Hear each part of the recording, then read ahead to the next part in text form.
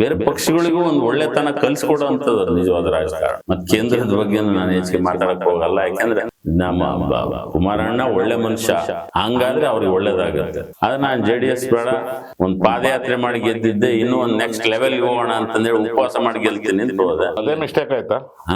ಅದನ್ನ ತೆಪ್ ಮಾಡಿದ್ರ ನೀವು ಅಂತ? ನಾನಲ್ಲ, ನಮ್ಮಪ್ಪ ಹಾಕಿದ್ದದು ಹೆಜ್ಜೆ. ತಪ್ಪು ಸರಿನಾ, ನಾವು ಈ ಕಾಲದ ಓಟದೊಳಗೆ ತಪ್ಪು ಸರಿಗಳು ಅಂತ ಹೇಳಕ್ಕಾಗಿಲ್ಲ. So go with the flow.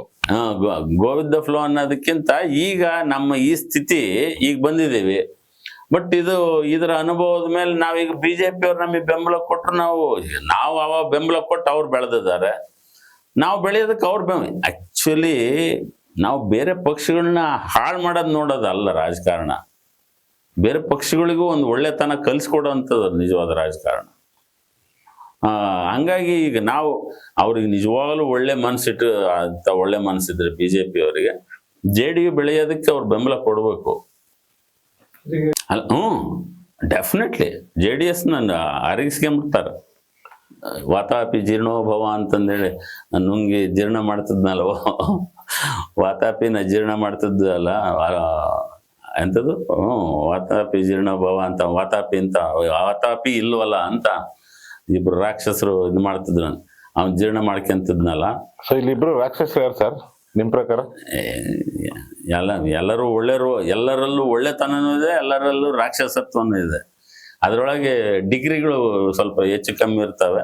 ಅದು ಅವ್ರವ್ರಿಗೆ ಬಿಟ್ಟದ್ದು, ಯಾವುದನ್ನು ಜಾಸ್ತಿ ಮಾಡ್ಕೊಂತೀವಿ ಅಂತ. ರಾಕ್ಷಸತ್ವ ಜಾಸ್ತಿ ಮಾಡ್ಕೊಂತೀವೋ, ನಾವು ಎಂಥದ್ದು ದೈವತ್ವನ ಜಾಸ್ತಿ ಮಾಡ್ಕೋಬೇಕು ಅಂತಂದೇಳಿ ಯೋಚನೆ ಮಾಡೋಂಥವ್ರು. ಅದು ಕರ್ನಾಟಕದ JDU ಬಗ್ಗೆ ಮಾತ್ರ ನಾನು ಹೇಳಬಲ್ಲೆ, ಮತ್ತು ಕೇಂದ್ರದ ಬಗ್ಗೆ ನಾನು ಹೆಚ್ಚಿಗೆ ಮಾತಾಡಕ್ಕೆ ಹೋಗಲ್ಲ, ಯಾಕೆಂದ್ರೆ ಅವ್ರಿಗೆ ಸರ್ವೈವಲ್ ಗೇಮ್ ಇದೆ ಅವರಿಗೆ.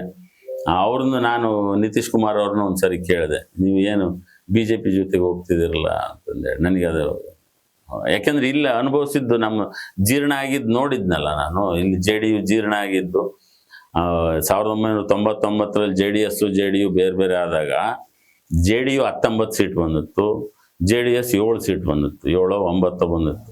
ಆಮೇಲೆ ಅದ್ರಾಗೂ ಎಲ್ಲರೂ ಬಿಟ್ಟು ಹೋಗಿ 3-4 ಉಳಿದು, 2-3 ಉಳಿದಿದ್ರು. ಸೊ ಇನ್ ಫ್ಯೂಚರ್ ಹಂಗೆ ಆಗುತ್ತೆ ಅಂತ JDS ನ ಜೀರ್ಣ ಮಾಡ್ಕೊಂತಾರೆ ಅವರು. ಈಗಾದ್ರೂ ಸ್ವಲ್ಪ ಪ್ರಜ್ಞೆಗೆ ಬಂದು JDSನವ್ರು ನಮ್ಮ ಜೊತೆಗೆ ಬಂದ್ರೆ, ನಾನು ಅದನ್ನೂ ಪ್ರಯತ್ನ ಮಾಡಿದೆ. ಕುಮಾರಣ್ಣನ ಕರ್ಕೊಂಡೋಗಿ ನಿತೀಶ್ ಕುಮಾರ್ ಅವ್ರ ಹತ್ರ ಅಲ್ಲಿ ಡೆಲ್ಲಿ ಒಳಗೆ, ಅವಾಗ ನಮ್ಮ CM ಇಬ್ರಾಹಿಂ ಅವರೇ ಜನತಾ ದ ಅಧ್ಯಕ್ಷರಾಗಿದ್ರು, ಜನತಾದಳ ದು.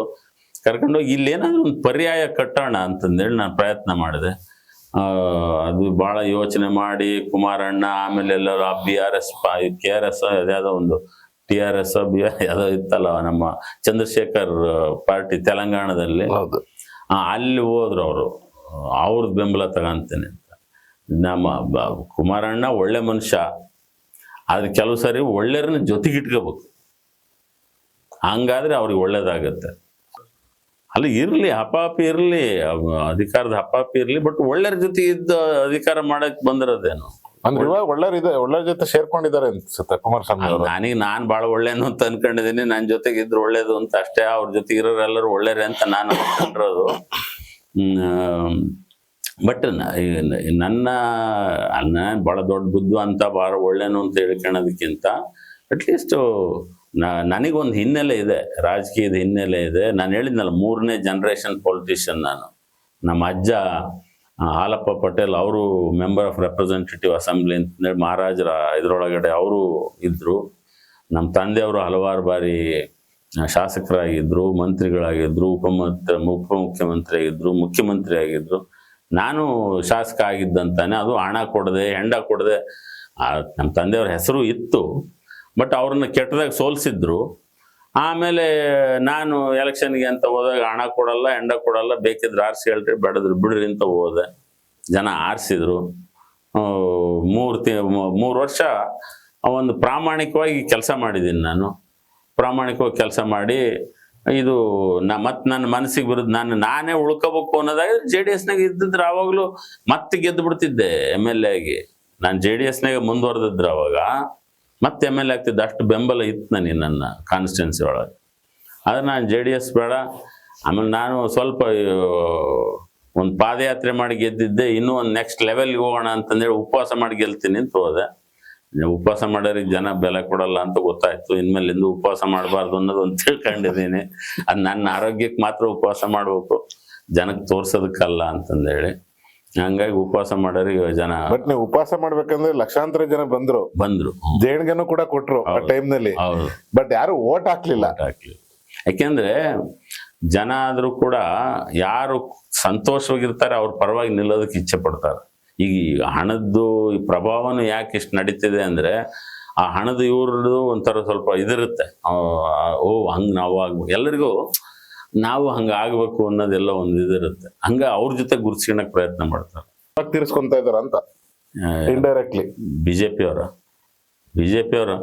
ಇದು ಈ ಕಾಲದ ಓಟದೊಳಗಡೆ ಅದೇ ಒಬ್ರನ್ನೊಬ್ರು ಜೀರ್ಣ ಮಾಡ್ಕೊಳಂತದ.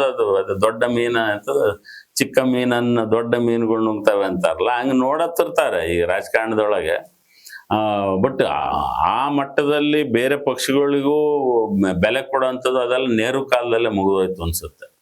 ಆವಾಗ ನೆಹರು ಅವ್ರಿಗೆ ಎಷ್ಟು ಟೀಕೆ ಮಾಡ್ತಿದ್ರು ನಮ್ಮ ಸೋಷಲಿಸ್ಟ್ ಪಾರ್ಟಿಯವರು ಅಂದ್ರೆ, ಪಿಲು ಮೋದಿ, ಆಮೇಲೆ ಆಚಾರ್ಯ ಕೃಪಲಾನಿ, ಇವರೆಲ್ಲರೂ ನೇರವಾಗಿ ಟೀಕೆ ಮಾಡ್ತಿದ್ರು. ಅದನ್ನ ಬಹಳ ಗೌರವದಿಂದ ಸ್ವೀಕರಿಸ್ತಿದ್ರು ನೆಹರು ಅವರು. ಈಗ ಆ ಥರದ್ದಿಲ್ಲ. ಅವ್ರನ್ನ ಹೆಂಗೆ ಸುಮ್ಮನೆ ಮಾಡೋದು ಹೆಂಗೆ, ಅವ್ರು ನುಂಗೋದು ಹೆಂಗೆ ಅಂತ ಬೇರೆ ಪಕ್ಷದವ್ರಿಗೆ. ಅವ್ರು ಸೋಷಲಿಸ್ಟ್ ಪಾರ್ಟಿಗೆ ಭಾಳ ಗೌರವ ಕೊಡ್ತಿದ್ರು ಕಾಂಗ್ರೆಸ್ನವರು. ಆಮೇಲೆ ನಾವು ಸೋಷಲಿಸ್ಟ್ ಅಂತ ಈಗಲೂ ಹೇಳ್ಕೊಂತಾರೆ, ನಾವು ಸಮಾಜವಾದಿ ತತ್ವದಲ್ಲಿ ಇದೀವಿ ಅಂತಂದೇಳಿ. ಬಟ್ ಇದೆ ಸ್ವಲ್ಪ ಮಟ್ಟಿಗೆ ಸಮಾಜವಾದಿ ತತ್ವ ಕಾಂಗ್ರೆಸ್ಸಲ್ಲಿದೆ. ಆದರೆ ಎಲ್ಲ ಒಂಥರ ಸಾಮಂತ, ಅಲ್ಲಿರೋರು ದೊಡ್ಡ ರಾಜರು, ಕೇಂದ್ರದಲ್ಲಿರೋಂಥವ್ರು, ಇಲ್ಲೆಲ್ಲ ಸಾಮಂತ ರಾಜರು ಅನ್ನೋ ಥರದ್ದು ಅವ್ರದ್ದು ಒಂದು ವ್ಯವಸ್ಥೆ. BJP ಅವ್ರದ್ದು ನನಗೇನೋ BJPಗೂ ಕಾಂಗ್ರೆಸ್ಸಿಗೂ ಹೆಚ್ಚು ವ್ಯತ್ಯಾಸ ಕಾಣಿಸ್ತಾ ಇದೆ. ಏನಂತ ಹೈಕಮಾಂಡ್, ಆ ಹೈಕಮಾಂಡ್ ಸಂಸ್ಕೃತಿ ಇದೆಯಲ್ಲ, ಅದು ದಾಸ್ಯದ ಸಂಸ್ಕೃತಿ. ಅದು ವೈಯಕ್ತಿಕವಾಗಿ ನನಗೆ ಹೋಗಲ್ಲ ಯಾರು ಹೈಕಮಾಂಡ್ ಅಂತಂದ್ರೆ. ಅಕಸ್ಮಾತ್ ದೇವ್ರು ಏನಾದ್ರು ಹೈಕಮಾಂಡ್ ಅಂದ್ರು ಅದನ್ನು ಕ್ವಶನ್ ಮಾಡ್ಬೇಕು, ಮಾಡನ್ನೇ ನಾನು. ಹೆಚ್ಚಿನ ವಿಡಿಯೋಗಳಿಗೆ ಪ್ರತಿಧ್ವನಿ ಯೂಟ್ಯೂಬ್ ಚಾನೆಲ್ ಸಬ್ಸ್ಕ್ರೈಬ್ ಮಾಡಿ, ಬೆಲ್ ಐಕಾನ್ ಕ್ಲಿಕ್ ಮಾಡಿ. ಹೆಚ್ಚಿನ ವಿಡಿಯೋಗಳಿಗೆ ಪ್ರತಿಧ್ವನಿ ಯೂಟ್ಯೂಬ್